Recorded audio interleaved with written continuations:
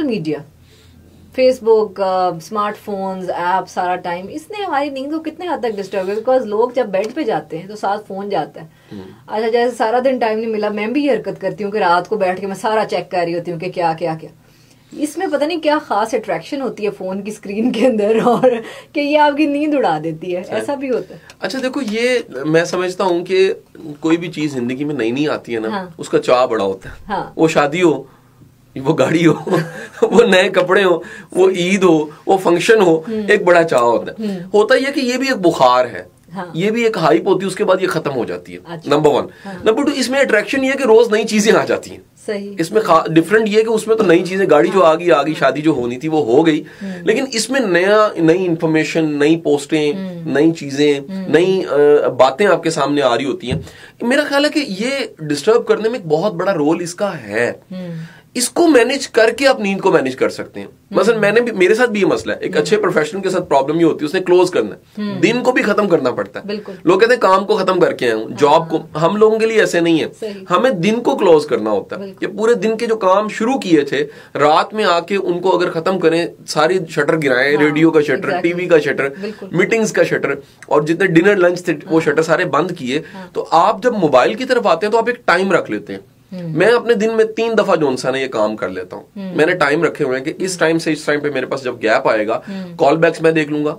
अच्छा, उसके बाद मैसेज रिप्लाई कर लूंगा, व्हाट्सएप कर लूंगा, कोई इंपॉर्टेंट इन्फॉर्मेशन है तो उसको मैं देख लूंगा। नंबर 2 और नंबर 3, उसके बाद मैंने सेल ऑफ कर देना है। नहीं तो यकीन करें, ये टेक्नोलॉजी फिर आपकी जिंदगी को पकड़ लेती है। बिल्कुल। और ये बड़ा इससे नींद में फर्क पड़ता है। मैं तो हमेशा खैर ये करती हूँ, इम्पॉसिबल है कि मैं सो रही हूँ और मेरा फोन जो है वो साइलेंट पे ना हो।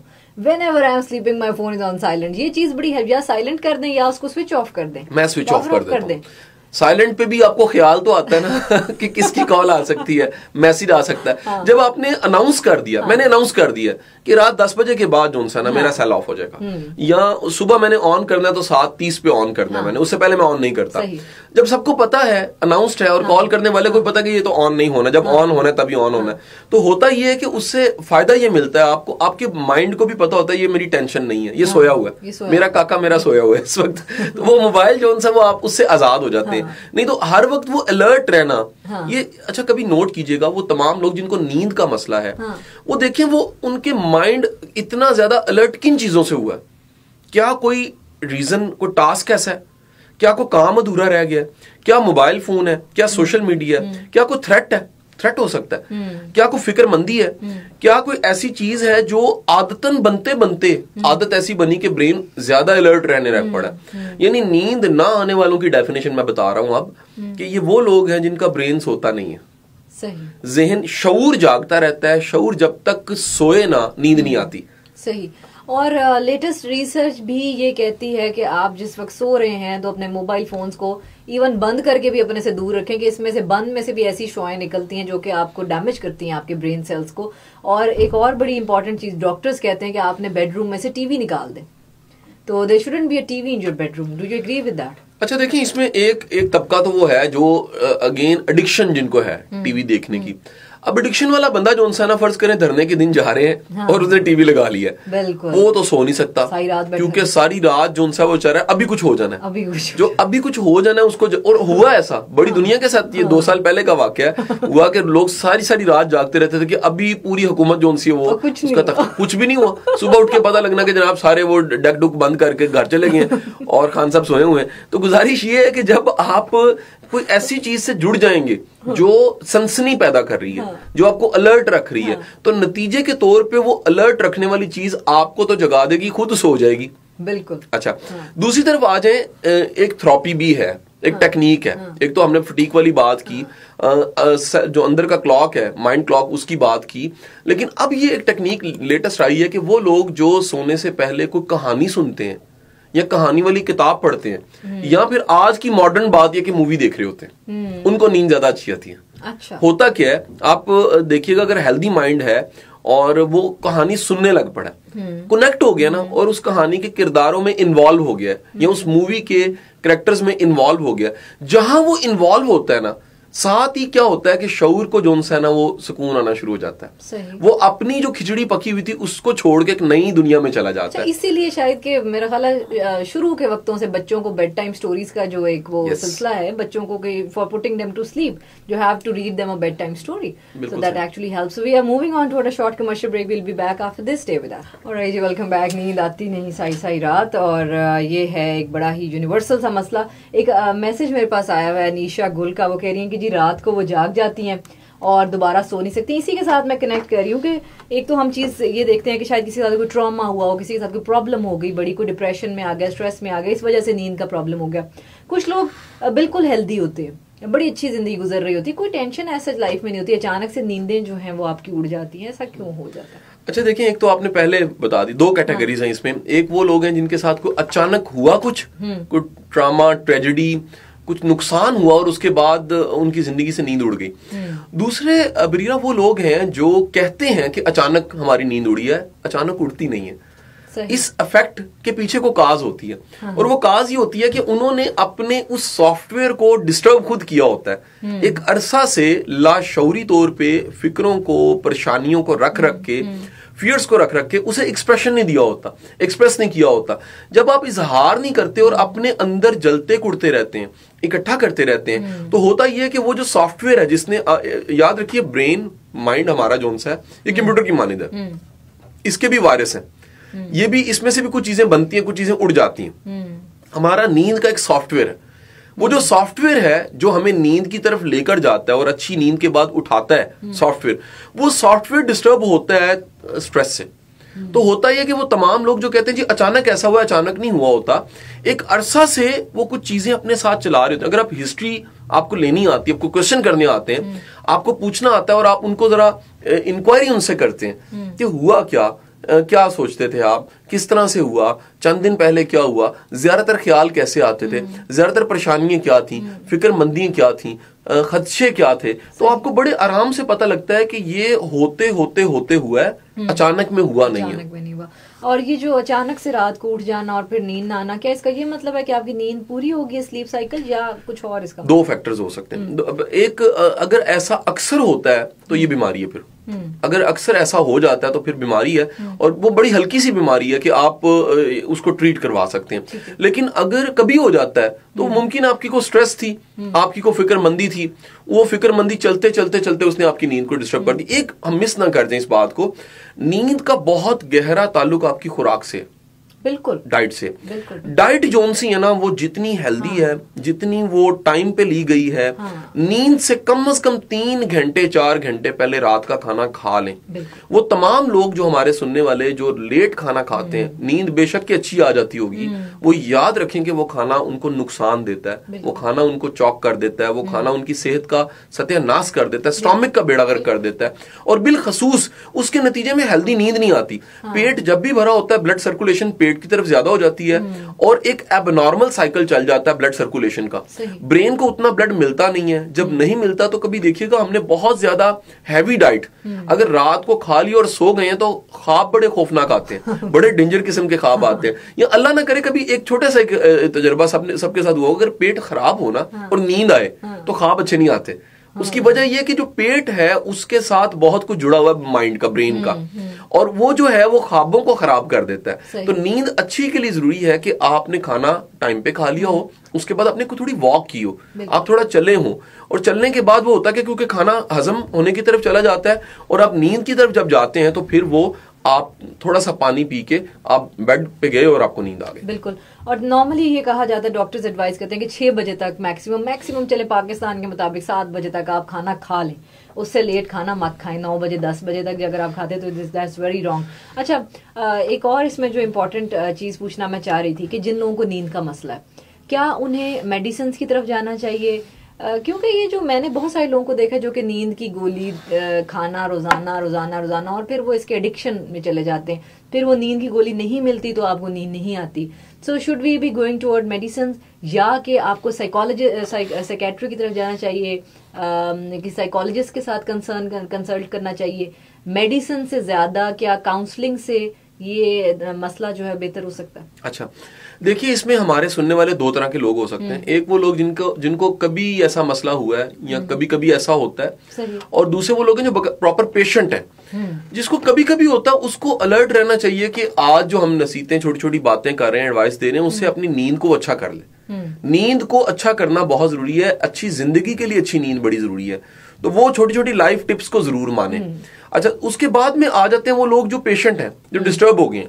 जो डिस्टर्ब हो गया है, पहली बात तो ये है कि आपको खुद पता होना चाहिए ऐसा हुआ क्यों है। अगर आपको खुद नहीं पता तो सबसे पहला काम है किसी एक्सपर्ट को मिलिए। इस वक्त मार्केट में स्लीप्स के जो थेरेपिस्ट हैं वो अलग से अवेलेबल है। पूरी दुनिया में स्लीप्स को मैनेज करने वाले लोग मौजूद हैं।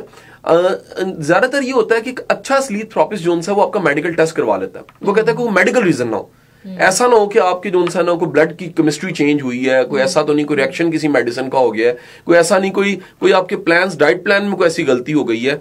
तो एक अच्छा मेडिकल चेकअप जो है वो बड़ा जरूरी है, पहली चीज। दूसरी बात ये है कि आप देखें कि उसकी इंटेंसिटी कितनी है। अगर इंटेंसिटी बहुत ज्यादा है और आपको वाकया भी पता है तो बेहतर है, मैं पर्सनली रिकमेंड करूंगा कि साइकियाट्रिस्ट की तरफ ना जाए, साइकोलॉजिस्ट के पास जाएं। साइकोलॉजिस्ट जो है उसके पास ट्रीटमेंट की कोई मेथोडोलॉजी या थेरेपी होती है। मेडिसिन स्पोर्टिव हो सकती है और मेडिसिन एक स्पोर्ट के तौर पे इस्तेमाल करते, मेन वो ट्रीटमेंट देगा किसी थेरेपी के जरिए। याद रखें, थेरेपी ठीक करने के लिए होती है, ये एडिक्शन नहीं होती। ठीक है, और मेडिसिन की एडिक्शन का बहुत चांस है। अब इस वक्त मार्केट में जितनी भी नींद की अद्वियात मौजूद हैं वो सब एडिक्शन दे देती हैं, और कई तो ऐसी एंटी डिप्रेशेंट्स हैं वो मैं कहता हूं जो पाउडर वाला नशा उससे ज्यादा खतरनाक है। वो शायद छूट जाता है। जो डिप्रेशन की वो मरीजों की दवाइयां वो छोड़ नहीं सकते, सारी जिंदगी उसके डिपेंडेंट हो जाते हैं।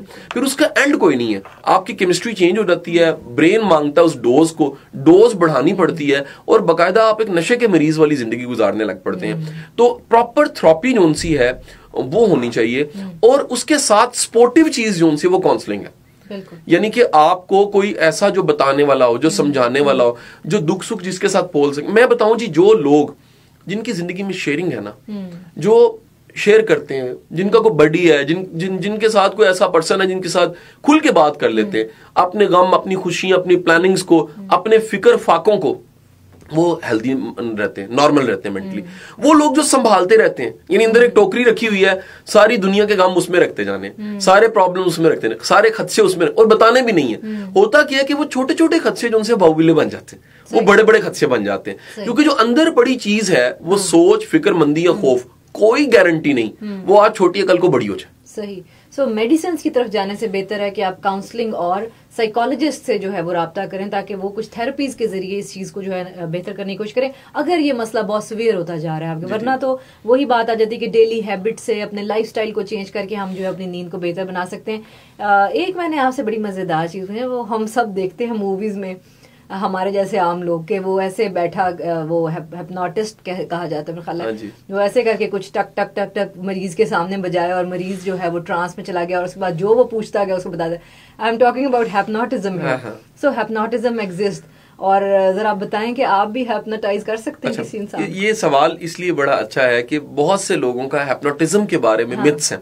एक तो हम वादा करते हैं कि हम एक प्रोग्राम इस पे करेंगे, हिप्नोटिज्म पे एक अलग से प्रोग्राम कर देंगे ताकि हमारे जानने वालों को बहुत सी चीजें हिप्नोटिज्म के बारे में पता लग जाए। लेकिन बुनियादी तौर पे बता रहा हूं कि ये प्रॉपर एक ट्रीटमेंट है, ये कोई मिथ नहीं है, झूठ नहीं है। इसकी सर्टिफिकेशंस हैं, इसकी डिग्रीज हैं, इसमें पीएचडीज अवेलेबल है। अब अगर ये झूठ है तो पीएचडी तो नहीं इस पे हो सकती ना। पीएचडीज अवेलेबल है, इसके थेरेपिस्ट दुनिया में बड़े फेमस हैं। इसकी टेक्निक्स हैं, जैसे सर्जरी की टेक्निक्स होती हैं, जैसे हाथ, कान, बाजू, दिल, गुर्दे का ऑपरेशन होता है, ऐसे ब्रेन को भी एक ऑपरेशन की जरूरत होती है। और इसमें ये को बहुत कह लीजिए कि रॉकेट साइंस भी नहीं है इसके बारे में, क्योंकि हमें इंफॉर्मेशन नहीं है तो हमने इसको बड़ा एम्बिगुअस कर दिया इसके बारे में राय को। मसलन आपने जैसा बताया कि जी पेंडुलम के जरिए, ये एक पुरानी टेक्निक थी जिसके जरिए हम ट्रांस में लेके जाते थे।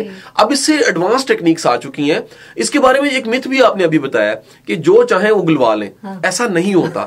इंसान सेफ होते हैं, और इंसान जब तक खुद बताना ना चाहे, दुनिया का कोई थेरेपिस्ट, कोई हिप्नोटिस्ट जोन्स है वो उससे बाहर नहीं निकलवा सकता। नहीं निकलवा सकता।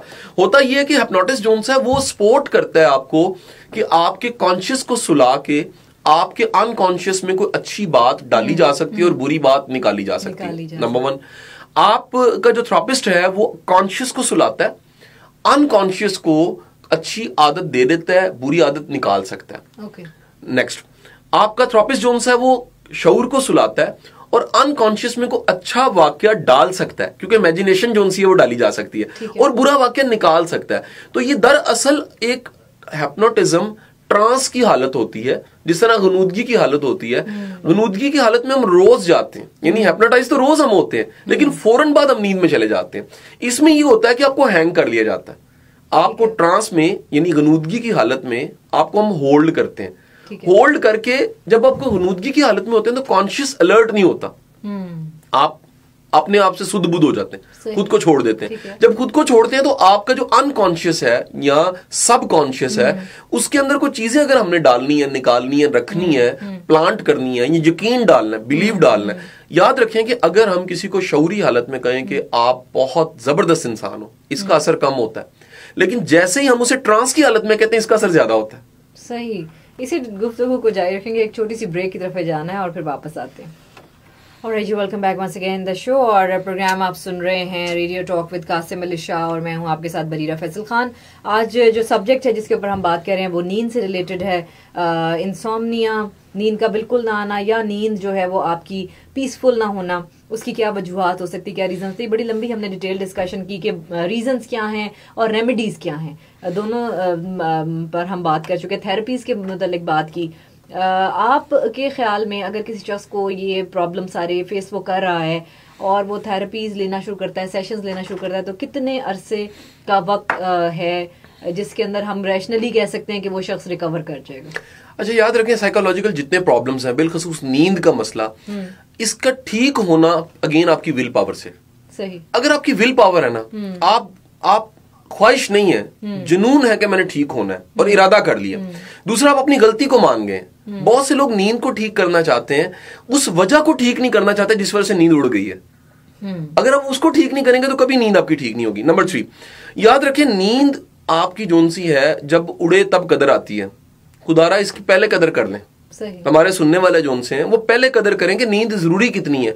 आप कभी किसी नींद उड़े शख्स को मिले तो आपको पता लगेगा कि उसकी जिंदगी कितनी अजियत में चली गई है। अच्छा, नेक्स्ट पॉइंट ये है कि इसको ठीक करने के लिए नॉर्मली एक जो प्रॉपर मेथोडोलॉजी है वो 1.5 से 2 माह में आप ठीक हो जाते हैं। 1.5 से 2 माह में अगर आप ट्रीटमेंट प्रॉपर ले रहे हैं, काउंसलर आपका अच्छा है, थेरेपिस्ट अच्छा है, आप समझ गए हैं, जो टेक्निक्स बताई गई हैं उन पे आपका बिलीव भी है और आप उसको अप्लाई भी करते हैं। मैं आपको छोटी सी एक मिसाल देता हूँ। एक बड़ी आसान सी टेक्निक है नींद को ठीक करने की, या नींद ना आते वक्त अगर आप वो टेक्निक लगाएं तो नींद जल्दी आ जाती है। वो है कि आप गहरे सांस लें।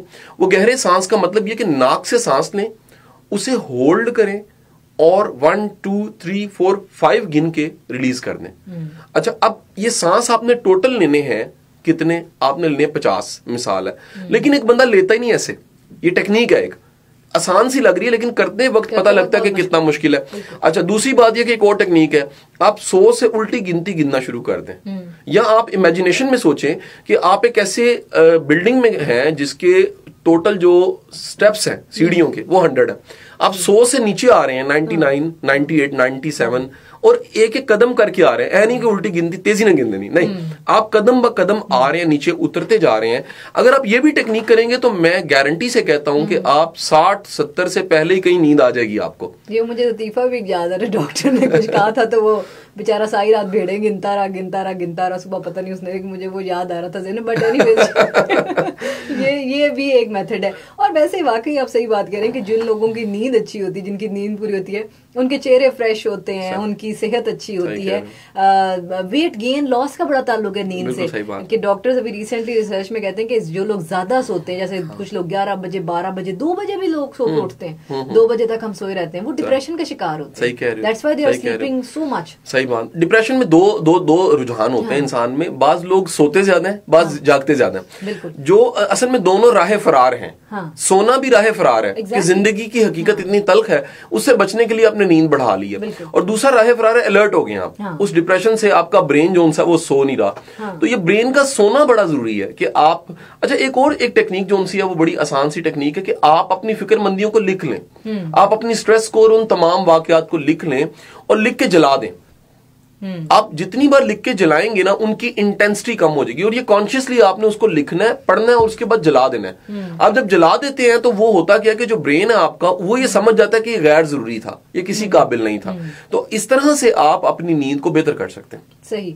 सो नींद से रिलेटेड आज हमारी बड़ी फ्रूटफुल डिस्कशन रही सर आपके साथ, और मेरा ख्याल है कि बहुत सारे लोग जिन्होंने हमें सुना है आज, उनके ज़रूर कुछ ना कुछ फ़र्क आएगा आपके मसाइल के अंदर। और अगर मसाइल में फिर भी स्टिल फ़र्क ना आए तो counsellors are always there, Qasim Ali Shah is always there to help you out. इंशाल्लाह नेक्स्ट वीक दोबारा हम आपसे मिलेंगे, वक्त हमारे पास हो चुका है ख़त्म, और नेक्स्ट वीक आपसे मिलेंगे। आपका फीडबैक का इंतजार रहेगा। फीडबैक आप दे सकते हैं on my email address, that is djbarira@fm100pakistan.com। और इसके साथ आप लोग फेसबुक पेज लाइक कर सकते हैं आरजे बरीरा फैसल खान के नेम से। कासिम अली शाह साहब का फेसबुक जो है पेज, उस पर आप फीडबैक दे सकते हैं, और आपका फीडबैक यकीनन हमारे लिए बहुत इंपॉर्टेंट है कि we plan our shows accordingly, और आपके क्वेश्चंस को भी आंसर करने की पूरी कोशिश की जाती है। सो इंशाल्लाह अगले हफ्ते दोबारा मुलाकात होती है, तब तक अपना बहुत ज़्यादा ख्याल रखिएगा। अल्लाह हाफिज़, टेक केयर।